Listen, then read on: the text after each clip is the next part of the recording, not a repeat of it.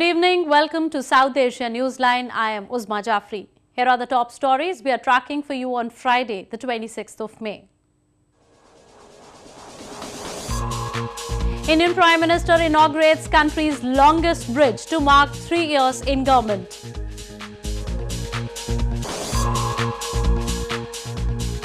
NATO Chief says no decision yet on foreign troop levels for 2018 by alliance.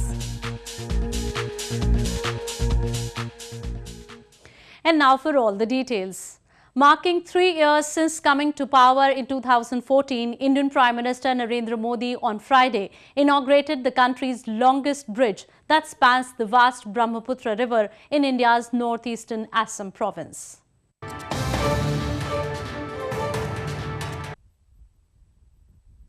As part of elaborate celebrations marking 3 years since coming to power, Indian Prime Minister Narendra Modi on Friday inaugurated the country's longest Dhaula Sadia bridge in India's northeastern Assam province. The 5.7-mile-long Dhaula Sadia bridge that spans the vast Brahmaputra River will reduce travel time from Assam to neighbouring Arunachal Pradesh province. Prime Minister Narendra Modi also addressed the people and said that his government and his Bharatiya Janata Party or BJP-led Assam government was committed to connect whole of Northeast with India. Arunachal Pradesh और आसाम को ये bridge जोड़ दे रहा है, निकट ला रहा है। 165 kilometre का अंतर कम हो रहा, व्यक्ति के जीवन के मूल्यवान 6-7 घंटे बच जाना और एक बार ऐसी व्यवस्था खड़ी होती है तो आर्थिक विकास के भी नए द्वार खुल जाते हैं. Prime Minister Narendra Modi also laid the foundation stone for Indian Agricultural Research Institute in Lakhimpur city and the foundation stone for All India Institute of Medical Sciences or AIIMS in Guwahati city, a first such institution being built in the northeast. The Prime Minister's trip to Assam rounded off a week of festivities and briefings to highlight his government's achievements. His party, the BJP, came to power after defeating the then ruling Congress party in 2014 general elections. Meanwhile, following the meeting of heads of states for the NATO summit in Brussels, NATO Secretary General Jens Stoltenberg said that a decision of foreign troop levels for 2018 has not yet been made, but all alliance members were in support of the resolute support mission in Afghanistan.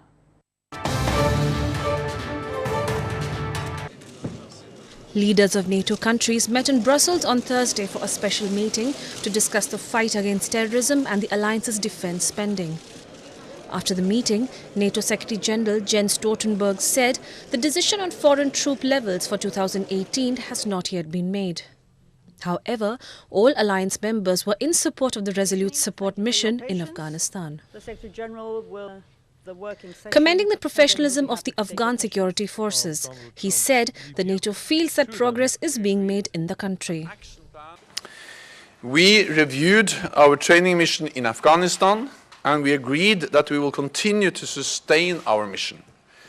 I welcome that several allies came forward today with new troop contributions. And on the basis of our review, we will take further decisions in the coming weeks. NATO was expected to commit about 1,500 troops in addition to 3,000 US troops to Afghanistan following the request by NATO commander in Afghanistan, General John Nicholson, earlier this year. However, the decision was not made. In news from Afghanistan, engineering has done wonders to the modern world. In Afghanistan, engineers at the military airport in Kabul city developed their own equipment to service military helicopters despite facing shortage of modern equipment.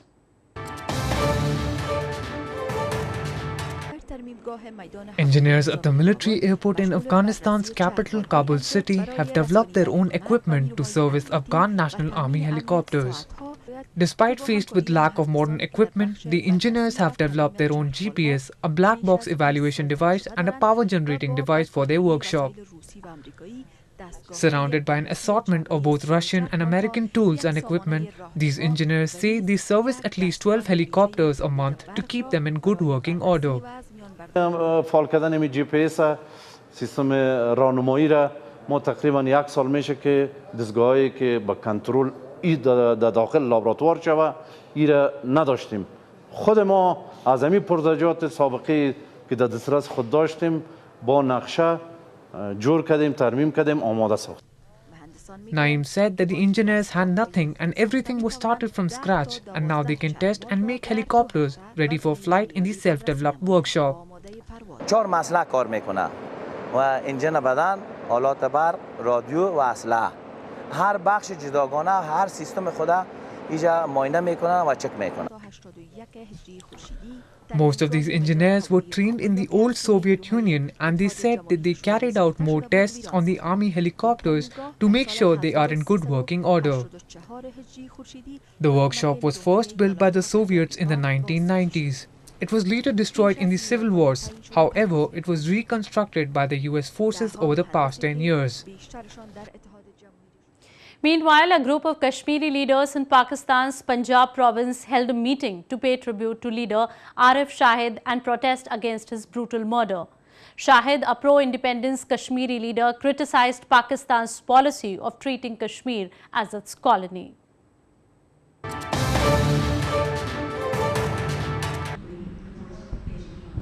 Kashmiri leaders recently held a meeting to pay tribute to their slain nationalist leader Arif Shahid and condemned the Pakistani security forces for his death. In the meeting organized by the United Kashmir People's National Party or UKPNP in Pakistan's Rawalpindi city on Thursday, the leaders urged Pakistani authorities to not use their land for terrorist activities. They also expressed concern regarding the situation in Gilgit-Baltistan, where political workers face intimidation and hardships. वो अपने आप को ये समझते हैं कि यहाँ के मासूम लोगों को जो पूरा जदोजहद करना चाहते हैं उनके सीनों के अंदर गोलियां मार के तो आगे फतह का निशान बनाते हैं तो उनको शर्म आनी चाहिए इसलिए कि ये मासूम हम लोग गुज़श्ता 70 सालों से तुम्हारे इस्तेसाल का शिकार. Arif Shahid was shot dead by unidentified gunmen in the high security area of Rawalpindi in May 2013. 4 years after his death, people are still demanding justice and punishment for his murderers.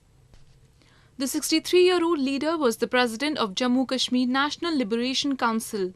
He was at the forefront of the movement to free the disputed territories of Pakistan-administered Kashmir and Gilgit-Baltistan under Islamabad's illegal control. Moving on to news from Nepal. Nepal's Election Commission has said that holding second phase of local level elections in the newly created local levels on the scheduled date would be technically impossible. The statement came a day after Pushpa Kamal Dahal resigned as Prime Minister of Nepal. Nepal's Election Commission, in an official release after the meeting on Thursday, showed its inability to hold the second phase of upcoming local polls scheduled on June 14th. If newly added 23 local levels of 4 provinces are included. It also mentioned that the new decision of the government is yet to be published in the Nepal Gazette. The decision to add 22 local levels and upgrade 24 municipalities in the Tarai region was made on Monday by the Pushpa Kamal Dahal government. Dahal resigned on Wednesday as the 39th Prime Minister of Nepal and is the head of caretaker government. Though the government took the decision in its bid to forge consensus with the agitating Madhesi parties, they continue to demand constitution amendment. जस्तो निर्वाचन आयोगले आज जुन खालको निर्णय गरेको छ सरकारले स्थानीय तहको संख्या थप गर्ने निर्णयसँगै आयोगको जेठ 31 गते घोषणा गरिएको निर्वाचन केही अन्यलमा पर्छ कि भनेर उसले सचेत त गराएको छ तर निर्वाचन आयोगले अहिले नै हामीले जेठ 31 मा निर्वाचन गर्न सक्दैनौं भनेर स्पष्ट रूपमा भनिसकेको छैन केही चुनौतीहरू चाहिँ देखाएको छ तर ती चुनौती भने कस्ता हुन् भने समाधान गर्न सकिने खालका चुनौतीहरू छन् त्यसले गर्दाखेरि अन्य राजनीतिक वातावरण बन्यो भनेदेखि निर्वाचनलाई त्यति धेरै समस्या पर्दैन निर्वाचन सहज रूपमै सम्पन्न हुन सक्छ. Despite the confusion and doubt, the Election Commission has expedited its preparatory task for this second phase scheduled to be held in other provinces. Moving on to news from Bangladesh. The controversial statue of Lady Justice that stood in the compound of Bangladesh Supreme Court in Dhaka was removed on early Friday morning. Several radical groups had been campaigning for months against the sculpture for being anti-Islamic. The statue depicted the Greek goddess of justice, Themis, holding a sword in one hand and the scales of justice in the other, but wearing a sari. It was installed outside the court in December 2016. Around midnight on Thursday, 10 to 12 people were seen taking down the statue after an order to do so was passed by the Chief Justice to avoid any untoward incident over it in front of the Supreme Court. Bangladesh Prime Minister Sheikh Hasina had also in the past criticized the installment, questioning why a statue of a Greek goddess was set up in Bangladesh.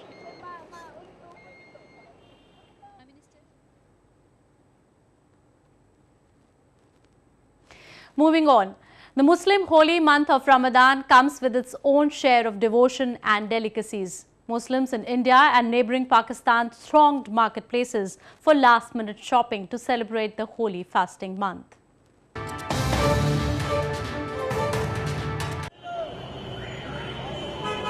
Subject to the sighting of new moon, the first day of Muslim holy month of Ramadan will be observed in India on Friday evening.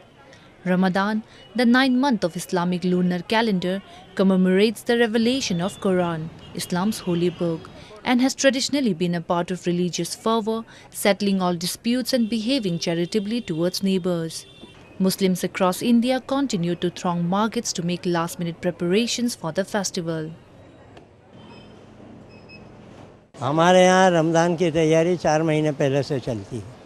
हम माल का packing, माल का manufacturing सब 4 महीने जनवरी से चालू था और वो अभी तक चलता रहा और वही सब अब बिक रहा है। Devotees spend a great part of the holy month praying, reciting from the Holy Quran and giving alms. Young and old alike gather at the mosque and hold prayers. Ramadan is also a time when lavish meals and mouth-watering delicacies are specially prepared to break the day-long fast. Meanwhile, similar scenes could be seen in Pakistan as people throng grocery shops and markets in search of provisions for the upcoming days of fasting. Pakistan is a predominantly Muslim country where more than 90% of its 190 million people practice Islam. The festival of Eid al-Fitr marks the end of Ramadan and the beginning of next lunar month called Shawwal. Well, that's all we have for you from South Asia this evening. Now our viewers can watch the show on southasianewsline.com. You can also visit us on facebook.com/SAsiaNewsline and follow us on Twitter @SAsiaNewsline. That's all in tonight's edition. We will see you same time next week. Have a great weekend. Good night.